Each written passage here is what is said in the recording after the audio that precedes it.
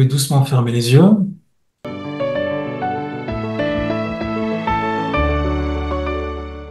Donc, Oui, bienvenue pour cette présentation. Donc, cette présentation, elle a pour but de vous présenter rapidement ce que c'est cette nouvelle méthode thérapeutique, cette nouvelle approche.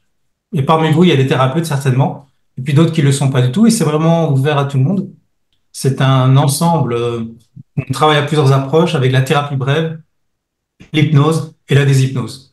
Ça fait maintenant depuis 12-13 ans que je fais ça, cette méthode. Alors, ça fait depuis plus de 40 ans, je vais me présenter dans quelques instants, mais ça fait plus de 30-40 ans que je m'intéresse vraiment beaucoup à la thérapie, à tout ce qui peut améliorer le bien-être chez l'être humain. Donc, c'est vraiment une passion, hein, c'est vraiment quelque chose qui vient du cœur. Et donc, ici, vous avez vu que cette méthode, c'est vraiment trois approches qui sont rassemblées en une méthode. Et donc, je donne des formations certifiantes de praticiens, de maîtres praticiens. Donc, c'est en 1 an ou en 2 ans. Et puis, il y a une troisième année pour ceux qui veulent pour avoir des supervisions, pour travailler sur des thématiques plus particulières. Donc, vous êtes formés, si ça vous intéresse, ceux qui viendront, vous êtes formés en hypnose. Et vraiment, c'est vraiment l'hypnose, la partie vraiment une hypnose extrêmement efficace. Vous pourriez poser des questions là-dessus, hein. La thérapie brève, qui est une approche extrêmement efficace, sur lequel a été inspiré tout le coaching qu'on connaît. Ceux qui connaissent le coaching ou qui sont coachs parmi vous, ça a été beaucoup inspiré des travaux de l'école de Palo Alto, euh, donc dans les années 50, 60. Et il y a eu des grands noms, hein, comme Erickson, mais Virginia Satir et plein de noms. En fait, je vais pas tous les citer, il y en a vraiment beaucoup. Et puis après, la déshypnose, qui est une nouvelle façon d'exprimer une vision millénaire de la souffrance et comment se libérer de la souffrance. C'est donc une sorte d'approche qu'on retrouve dans toutes les grandes traditions spirituelles de l'humanité. Donc, vous pouvez aller voir sur le site de l'école, de l'Institut, il y a beaucoup de témoignages. Ou sur Google, vous pouvez taper guidance émotionnelle stratégique, vous verrez, il y a beaucoup de témoignages. L'intérêt de l'approche, c'est que justement, elle permet d'associer différents niveaux d'intervention. Et donc, on travaille pas juste au niveau conscient ou juste au niveau de l'inconscient ou juste au niveau on pourrait appeler la supraconscience, une forme de conscience non identifiée, non égotique. C'est pas que ça à chaque fois, c'est tout ça en même temps en fait. C'est ça qui fait l'approche, la pertinence de l'approche. Et ça permet donc de couvrir un grand spectre de souffrance en fait.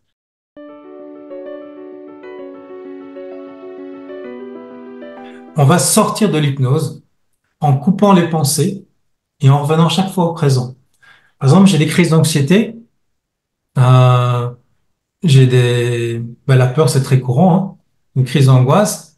Alors, on peut aller dans l'hypnose pour aller chercher pourquoi, mais on peut aussi rester dans le présent et quand les sensations arrivent, faire quelque chose tout de suite pour couper les pensées qui font, parce que c'est quoi une crise d'angoisse? C'est parce que je pense à quelque chose inconsciemment, consciemment, ça me rappelle quelque chose, mon corps lui se souvient et ça, on peut modifier directement en intervenant dans le présent.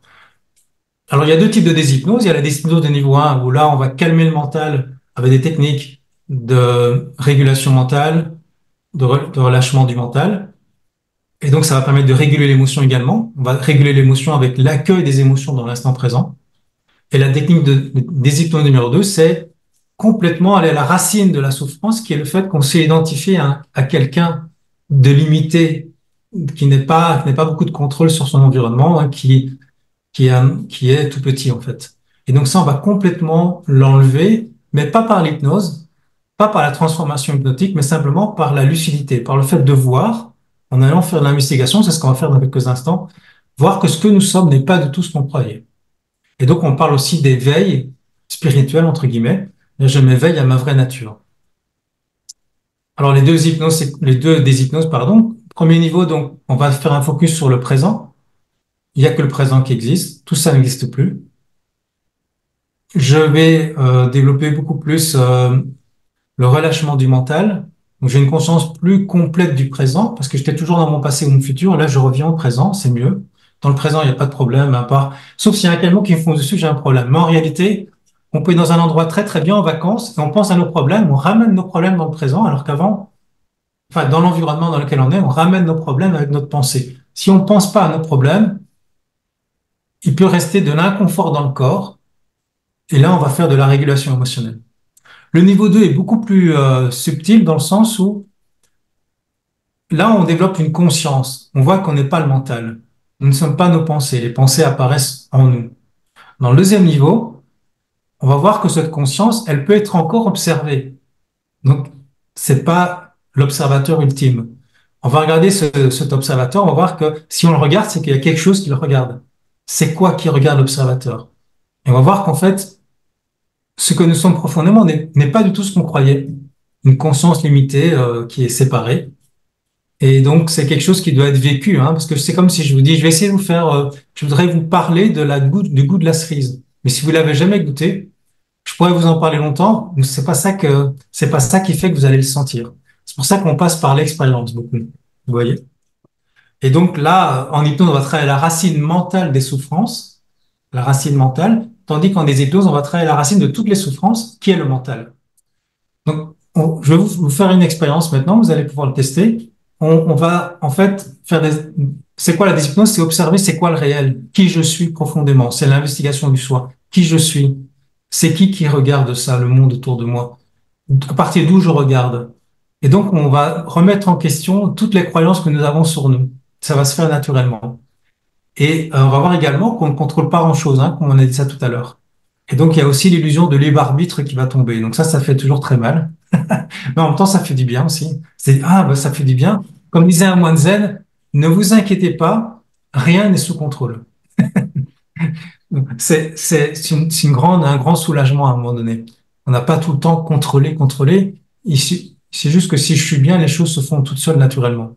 Des élans de vie apparaissent. J'ai pas besoin de me tracasser, en fait.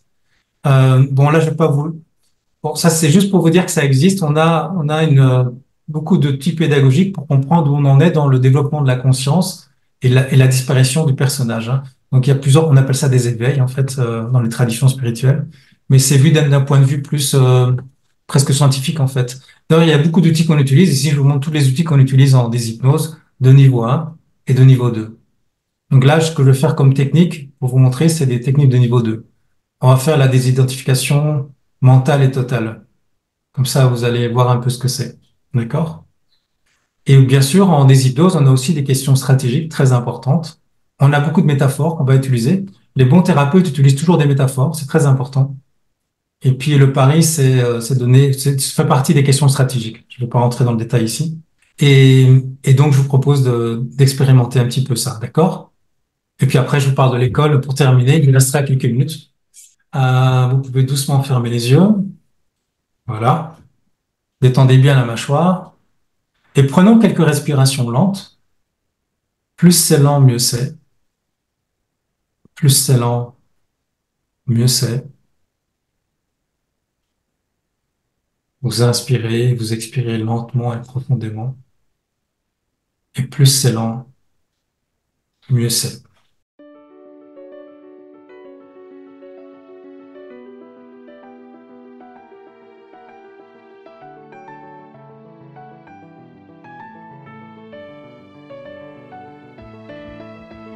Et je vais vous poser une seule question pour commencer. La grande question. Que pouvez-vous dire à propos de vous fondamentalement? Qui êtes-vous fondamentalement? Qu'est-ce que vous êtes fondamentalement? Regardez ce qui vous vient naturellement comme réponse. Si vous cherchez des réponses là, imaginons, hein, vous deviez me répondre. Qu'est-ce que vous pouvez dire à propos de vous fondamentalement, ce que vous êtes fondamentalement, votre essence, votre vraie nature? Parce que si vous me parlez de votre nom, vous auriez pu naître avec un autre nom. Ça, c'est une étiquette. Si vous me parlez de votre histoire, ça, c'est une histoire, mais c'est pas ce que vous êtes fondamentalement. C'est ce qui est arrivé. Mais à qui? Si vous me parlez de ce que vous pensez de vous, de vos qualités, ça, ce sont des analyses basées sur votre expérience. Mais je vous demande pas des années, je vous demande ce que vous êtes profondément. Puis vos analyses pourraient être fausses. Et puis, vous avez beaucoup changé depuis votre naissance.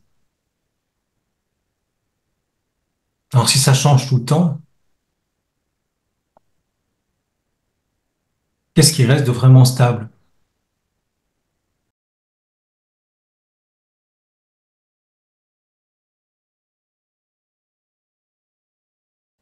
Si vous dites que vous êtes humain, que vous êtes un homme, une femme, ça c'est juste une catégorie.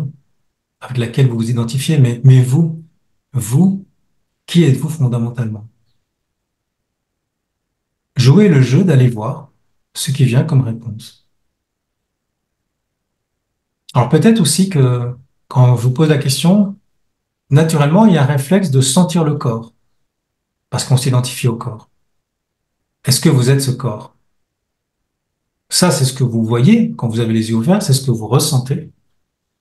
Mais vous qui faites l'expérience de ces perceptions et de ces sensations, vous en faites l'expérience puisque vous pourriez m'en parler. Je sens le picotement, je vois mon corps. Vous faites l'expérience de ces sensations et de ces perceptions. Mais vous qui faites l'expérience, qui êtes-vous fondamentalement?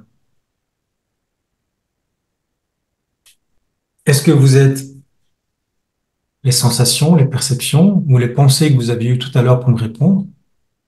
Ou est-ce que vous avez ces perceptions, ces sensations, ces pensées? Est-ce que vous êtes ces pensées ou est-ce que vous les avez? Est-ce que vous êtes ces sensations ou est-ce que vous les ressentez, vous les avez, vous les voyez? Ce qui perçoit ces pensées, ces sensations et ces perceptions, c'est vous. Et qui êtes-vous fondamentalement? Et voyez que une réponse qui pourrait être très authentique, c'est bah, si je suis pas tout ça, ça c'est que des pensées, c'est que des sensations, de la mémoire, et puis tout a changé. Ben, je sais pas. Parce que vous faites l'expérience des pensées, puis elles évoluent, hein. Vous avez développé de la maturité, vos pensées vous changez tout le temps.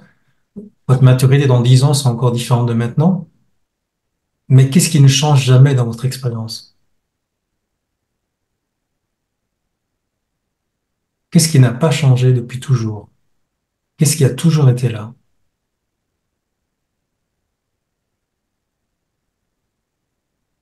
Regardez, les perceptions, elles changent tout le temps. Est-ce que vous sentez votre pied gauche en ce moment? Oui, parce que j'en parle, mais est-ce que vous l'avez senti avant? Ça apparaît, ça disparaît, les sensations. Ça apparaît, ça disparaît à qui?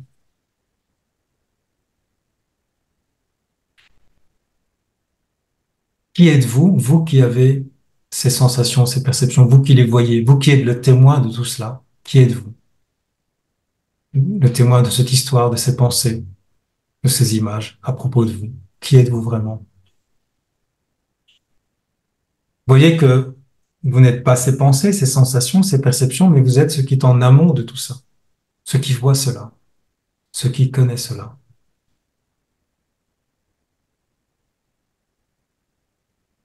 Alors pour vous aider, je vais vous poser une deuxième question. Vous êtes sans doute d'accord pour dire que vous êtes conscient de tout cela, comme vous êtes conscient de ma voix en ce moment.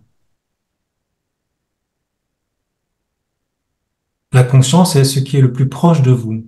Vous avez toujours été conscient, n'est-ce pas? D'ailleurs, essayez de ne pas être conscient quelques instants. Essayez. Vous voyez, c'est pas possible. Essayez de ne pas être.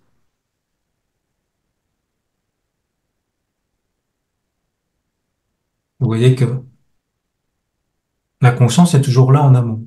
C'était juste pour le vérifier. Est-ce qu'il y a un effort pour être? Est-ce que vous devez faire un effort pour être?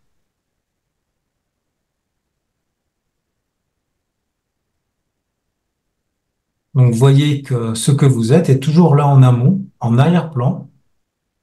Et maintenant, la deuxième question, c'est la suivante. Qu'est-ce que vous pouvez dire à propos de cette conscience que vous êtes? Qu'est-ce que vous pouvez en dire? Regardez ce qui vous vient. Alors, vous pouvez peut-être dire, je ne sais pas. Mais il y a quand même des choses sur lesquelles vous pouvez être sûr à 100%, de manière évidente. Comme par exemple, vous savez que vous êtes. Première réponse que vous pouvez donner, c'est je suis conscient. Regardez également, comme on vient de le voir, que vous êtes conscient sans effort. Vous êtes conscient et c'est sans effort. Et c'est toujours là.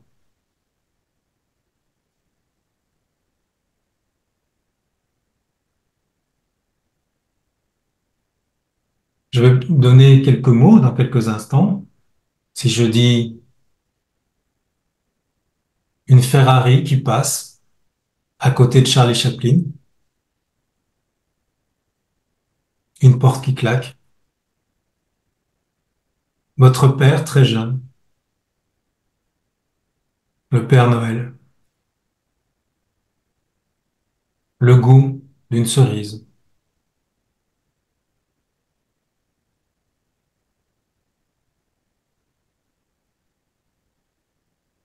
Vous avez certainement eu des images, des pensées qui sont apparues. Et voyez que c'est apparu en vous, c'était pas là avant. Donc, vous étiez là avant ces pensées, ces images, vous êtes toujours là maintenant. Vous n'êtes pas ces images, vous n'êtes pas les pensées. Comme vous n'êtes pas les sensations. Le pied gauche est de nouveau là peut-être, parce que j'en parle. Et le pied droit. Ah, sensation du pied droit peut être sentie maintenant. Les sensations apparaissent et disparaissent.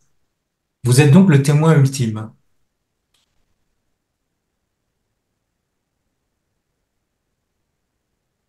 Cette conscience que vous êtes, est-ce qu'elle est agitée? Est-ce qu'elle est agitée, cette conscience? Vous voyez que elle n'est pas agitée, n'est-ce pas? Comment appelle-t-on en français le contraire de l'agitation? N'est-ce pas la paix ou le calme? Choisissez le mot que vous voulez. Voyez donc que votre vraie nature est le calme et la paix, en amont de toutes les pensées. Que les pensées soient positives ou négatives, vous êtes conscience avant tout dans lesquelles les pensées apparaissent. Même si les pensées sont négatives, le calme est déjà là avant. C'est votre vraie nature. Allons un peu plus loin encore avec une deuxième question. Est-ce que cette conscience que vous êtes ressent un manque? Je ne parle pas de votre histoire. J'étais là, je me manque ça, j'aimerais bien ceci, ce serait tellement. Je parle pas de l'ego, je parle pas de toutes vos croyances. Je parle de la conscience que vous êtes en ce moment. Vous avez validé que c'était vous, fondamentalement. C'est ce qui reste, qui est toujours là. Est-ce que cette conscience vit un manque? Vous voyez que non. Et comment appelle-t-on en français le contraire du manque? N'est-ce pas la complétude, le bonheur, le bien-être? Choisissez le mot que vous voulez, le contentement. Vous pouvez choisir. Voyez donc maintenant, et c'est peut-être la première fois que vous le faites, je ne sais pas, que votre vraie nature, quelles que soient les pensées, les sensations, les perceptions qui peuvent apparaître quand vous regardez la télé ou quand vous voyez des gens parler, ou les élections, peu n'importe quoi. C'est des perceptions, tout ça. Puis il y a des pensées à propos de ça. Mais en amont de tout ça, qu'est-ce qu'il y a? Il y a la paix, le calme, on a vu, et puis il y a aussi le contentement, le bonheur. Le bonheur, la paix que vous avez toujours cherché dans le monde est déjà là, quelles que soient les pensées et les sensations. N'est-ce pas une grande découverte, une magnifique découverte?